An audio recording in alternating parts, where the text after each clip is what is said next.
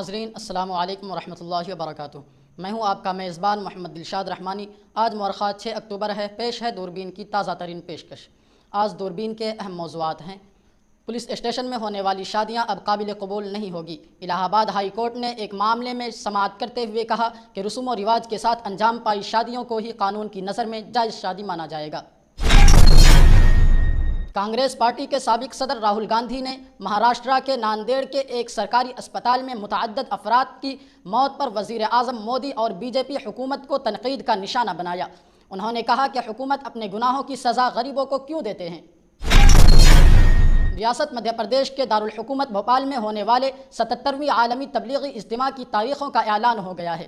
اس بار اجتماع کی ابتدا 8 دسمبر کو ہوگی اور دعا کے ساتھ اختتام 11 دسمبر کو ہوگا۔ ای ڈی نے جمعرات کو عام آدمی پارٹی کے رکن پارلیمان سنجے سنگھ کو عدالت میں پیش کیا۔ سنجے سنگھ نے پیشی سے قبل کہا کہ مودی الیکشن ہار رہے ہیں۔ بی جے پی کے خلاف نکتہ چینی کرتے ہوئے پرینکا گاندھی نے کہا کہ سالوں لوٹنے کے بعد بی جے پی کو گیس سلنڈر کی قیمت یاد آئی ہے۔ 18 سال بعد انہیں بہنیں یاد آئی ہیں تو پھر یہ 18 سال تک کہاں گم تھے۔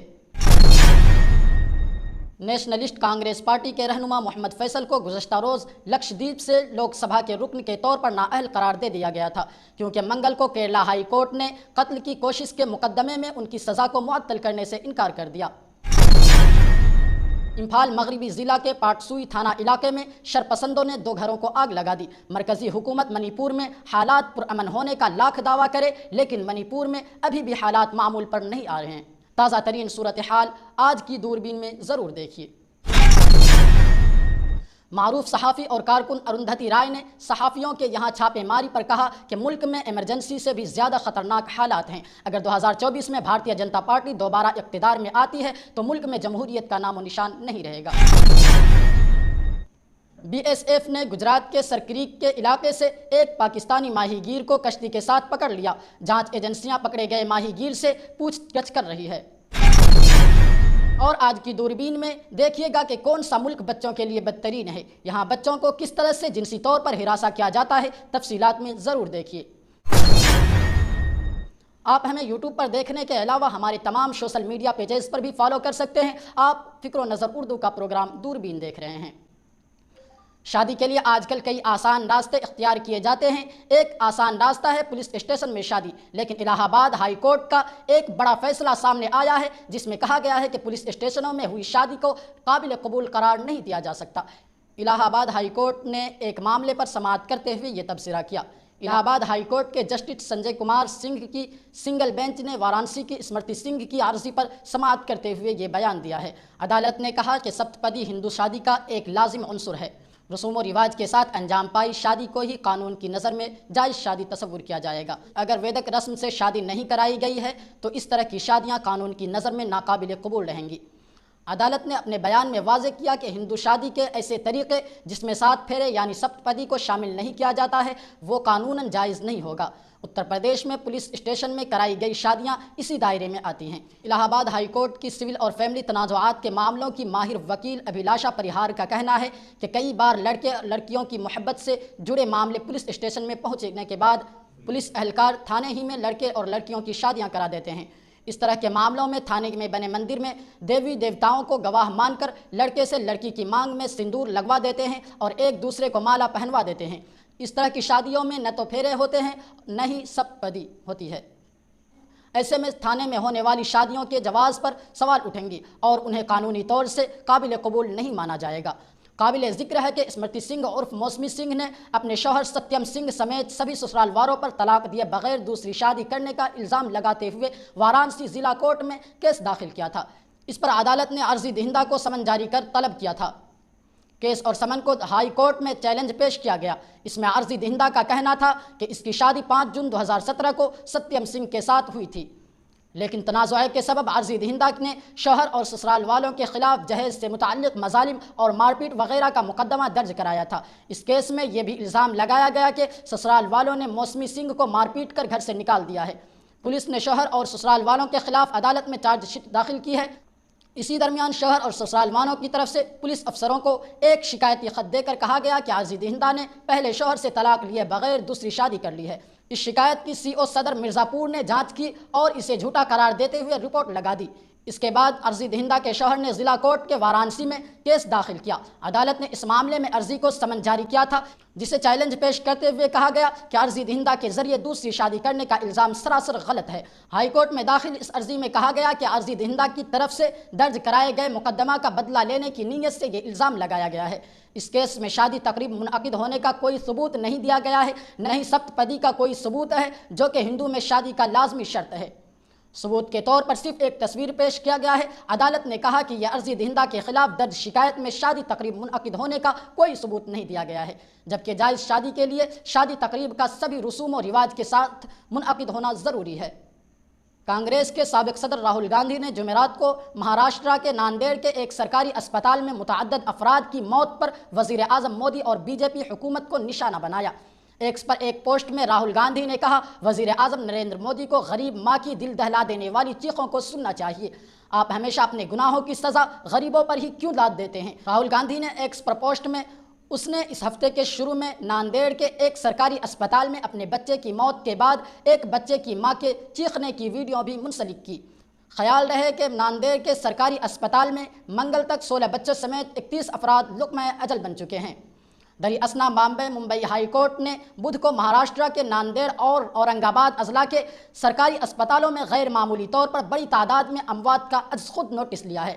چیف جسٹس ڈی کے اپادھیائے موہت کھنہ نامی وکیل کے لکھے گئے خط کا نوٹس لیتے ہوئے کہا کہ عملے یا ادویات کی کمی کی وجہ سے اموات نہیں ہو سکتی۔ ریاست مدھیہ پردیش کے دارالحکومت بھوپال میں ہونے والے 2023 کے عالمی تبلیغی اجتماع کی تاریخوں کا اعلان کر دیا گیا ہے۔ اس بار کا عالمی تبلیغی اجتماع 8، 9، 10 اور 11 دسمبر کو 4 دن کے لیے بھوپال کے اینٹ کھڑی میں منعقد ہوگا۔ عالمی تبلیغی اجتماع میں 4 روز تک مختلف نشستوں میں بھارت اور بیرون ملک سے آنے والے علماء کرام کے بیانات ہوں گے۔ مذہبی رہنما واعظ کے ذریعے لوگوں کو دینی انداز میں زندگی گزارنے کی تلقین کریں گے۔ ہر بار کی طرح اس بار بھی عالمی تبلیغی اجتماع میں شرکت کے لیے نہ صرف ملک بلکہ بیرون ملک سے بھی لوگ آئیں گے۔ اس بار اسمبلی انتخابات کی وجہ سے اجتماع میں تاخیر ہو رہی ہے۔ واضح رہے کہ اس بار مدھیہ پردیش میں ہونے والے اسمبلی انتخابات کی وجہ سے نافذ ہونے والے ضابطۂ اخلاق کے پیش نظر اجتماعی نظامی کمیٹی نے تقریباً 1 ماہ بعد تقریب کی تاریخ طے کی ہے، تاکہ تقریب کی وجہ سے انتخابی عمل میں کوئی خلل نہ پڑے۔ اجتماع کمیٹی کے مطابق اس سال اجتماع میں 10 سے 15 لاکھ لوگوں کے شامل ہونے کی امید ہے۔ بھارت اور بیرون ممالک سے آنے والے جماعتیں بھی اس میں شامل ہوں گی۔ وہیں ہر سال کی طرح اس سال بھی اجتماع کی تاریخ دہلی کے مرکز نظام الدین سے طے کی گئی ہے۔ اجتماع کا آغاز 8 دسمبر کو نماز جمعہ سے ہوگا۔ یہ 4 روزہ پروگرام 11 دسمبر کو خصوصی دعا کے ساتھ اختتام پذیر ہوگا۔ عام آدمی پارٹی کے راجیہ سبھا رکن پارلیمان سنجے سنگھ کو ای ڈی نے جمعرات کو دہلی کے راؤز ایونیو کورٹ میں پیش کیا۔ عدالت میں پیشی سے قبل سنجے سنگھ نے کہا کہ وزیر اعظم نریندر مودی 2024 کا الیکشن ہار رہے ہیں، اسی لیے وہ ایسا کر رہے ہیں۔ جب سنجے سنگھ عدالت پہنچے تو ان کے والد دنیش سنگھ بھی باہر موجود تھے۔ سنجے سنگھ کو راؤز ایونیو کورٹ میں پیش کرنے کے بعد ای ڈی نے 10 دن کا ریمانڈ کی درخواست کی۔ ای ڈی نے مزید کہا کہ اگر 7 روز ریمانڈ بھی منظور کر لی جاتی ہے تو بھی بہتر رہے گا۔ عدالت نے ای ڈی سے پوچھا کہ آپ کے پاس فون ہے تو ریمانڈ کی کیا ضرورت ہے؟ ای ڈی نے کہا کہ گھر سے ملے شواہد کی بنیاد پر جانچ کی جانی ہے اور 3 لوگوں کا سامنا بھی کرانا ہے۔ اس سے پہلے بھی جب ای ڈی نے گرفتار کیا تو سنجے سنگھ نے پی ایم مودی کو نشانہ بنایا۔ سنجے سنگھ نے کہا تھا وہ مرنا قبول کریں گے لیکن جھکنا نہیں۔ انہوں نے اڈانی کے گھوٹالوں کو بے نقاب کیا اور ای ڈی میں کئی شکایتیں درج کروائی، لیکن اڈانی کے خلاف کوئی کارروائی نہیں کی گئی۔ مودی 2024 کے انتخابات بری طرح سے ہار رہے ہیں۔ وہ تشدد کر کے اور لوگوں کو جیلوں میں ڈال کر الیکشن نہیں جیت پائیں گے۔ سنجے سنگھ نے مزید کہا کہ انہوں نے پہلے بھی اڈانی کے گھوٹالوں کے خلاف بات کی تھی اور ایسا آگے بھی کرتے رہیں گے۔ وہ کہتے ہیں اروند کیجریوال کے سپاہی ہیں اور مظالم سے پیچھے نہیں ہٹیں گے۔ سنجے سنگھ نے کہا کہ ای ڈی انہیں بغیر کسی ثبوت کے زبردستی گرفتار کر رہی ہے۔ خیال رہے کہ ای ڈی نے بدھ کو سنجے سنگھ کو دہلی ایکسائز پالیسی معاملے میں ان کے گھر پر چھاپا مار کر گرفتار کیا تھا۔ کانگریس جنرل سیکریٹری پرینکا گاندھی جمعرات کے روز مدھیہ پردیش کے دھار پہنچی، جہاں جن آکروش یاترا سے خطاب کیا۔ اس موقع پر انہوں نے بی جے پی کے خلاف حملہ آور رخ اختیار کرتے ہوئے کہا کہ مدھیہ پردیش میں ہر طرف گھوٹالہ ہے۔ بی جے پی نے تو مہاکال کو بھی نہیں چھوڑا۔ ان کو بدلنے کا وقت آ گیا ہے۔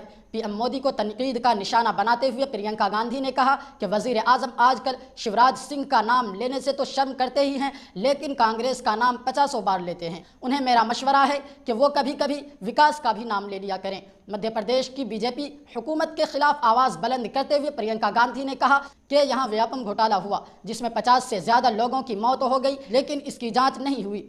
اگر کسی نے اس کے خلاف کچھ لکھ دیا یا کچھ بول دیا تو فوراً اس کے گھر ای ڈی پہنچ جاتے ہیں۔ فلم اداکاروں کے گھر بھی ای ڈی پہنچ جاتی ہے، ان کے افسران اور لیڈران کے گھر ای ڈی کیوں نہیں پہنچتی؟ کانگریس جنرل سیکریٹری نے کہا کہ آج کچھ لوگ بڑے بڑے انتخابی وعدے کر رہے ہیں، سالوں لوٹنے کے بعد انہیں گیس سلنڈر کی قیمت یاد آئی ہے، 18 سال بعد انہیں بہنیں یاد آئی ہیں، تو پھر یہ 18 سالوں تک کہاں گم تھے؟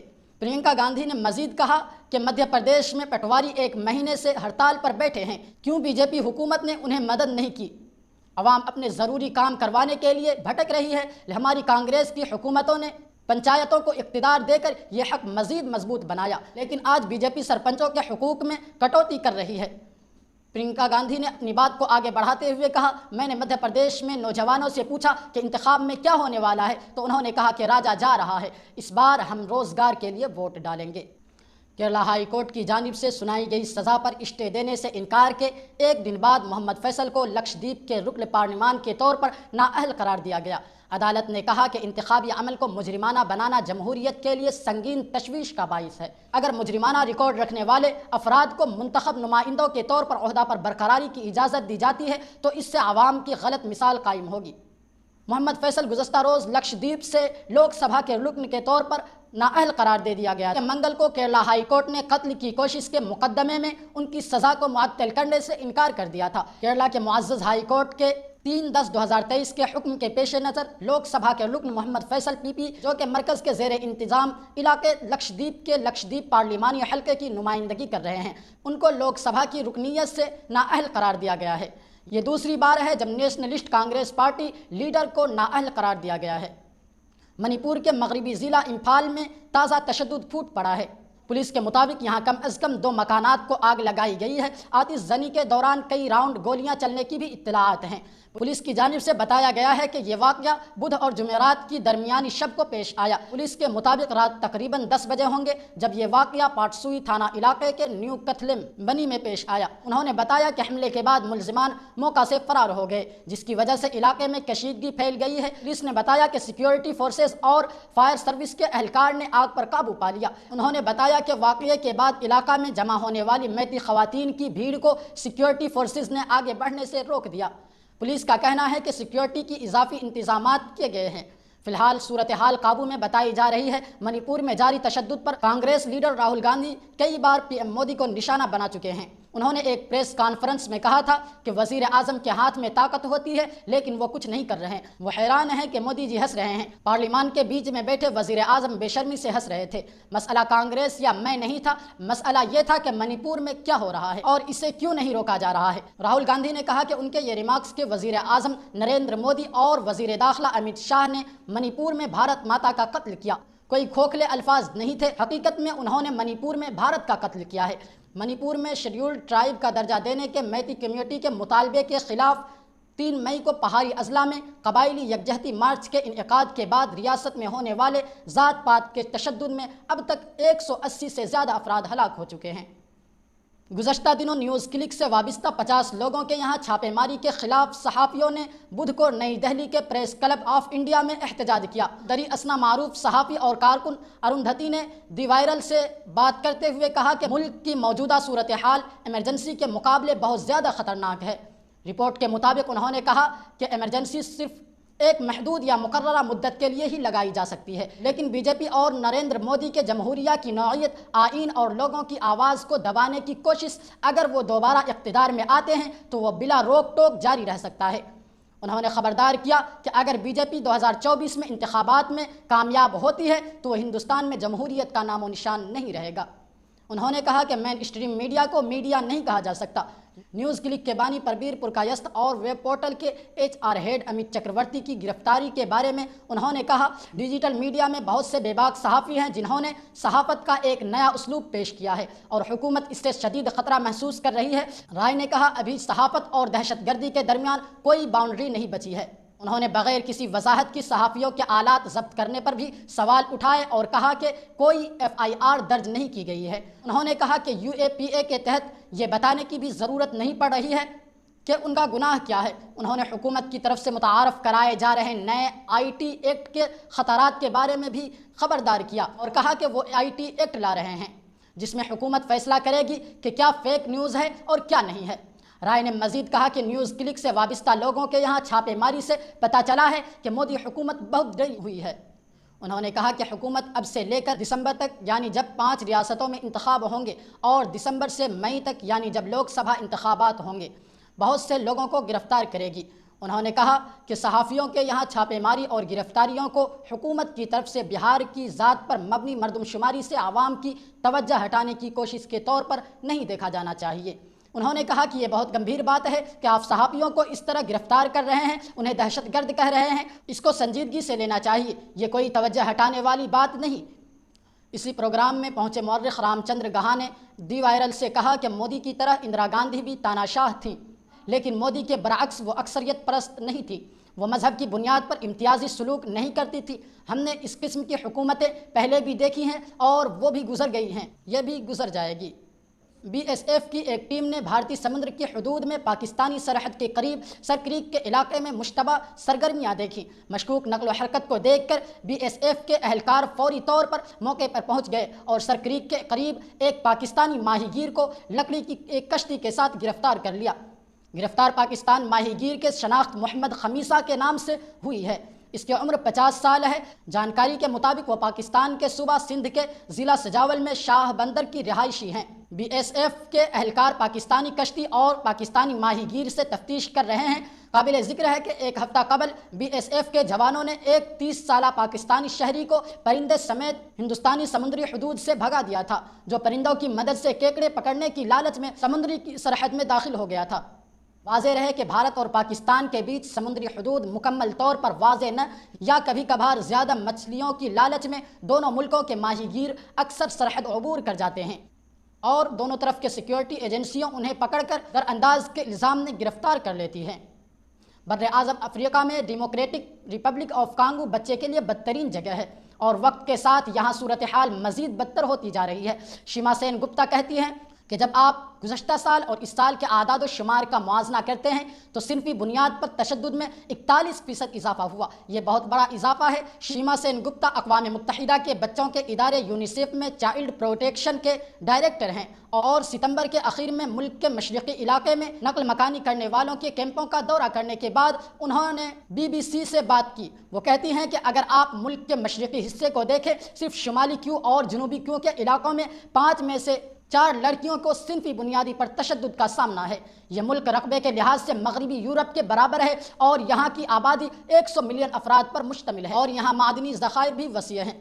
2022 میں اقوام متحدہ کے ادارے یونیسیف نے DR کانگو میں بچوں کے خلاف سنگین خلاف ورزیوں کے 3400 واقعات ریکارڈ کیے تھے، جن میں 1600 بچوں کو مسلح گروپوں میں بھرتی کیا جانا، 700 بچوں کا تنازعات میں ہلاک ہونا اور بچوں پر جنسی تشدد کے کم از کم 290 واقعات شامل ہیں۔ فکر و نظر کی خاص بلیٹن دوربین کی گزشتہ پیشکش میں روہن ملک، عقیب حسین، نجم الدین، ضمیر احمد، فضل رحمہ رحمانی، ساجد حسین، نسیم احمد ندوی، روشن محمود صاحبان نے اپنا قیمتی تبصرہ کر کے ہماری حوصلہ افزائی کی ہے۔ ہم اپنے تمام ناظرین کا شکریہ ادا کرتے ہیں۔ آپ مجھ سے اور ہمارے ساتھیوں سے ایکس پر بھی رابطہ کر سکتے ہیں۔ ہمارا ایکس ہینڈل ہے @فکر و نظر۔ شکریہ۔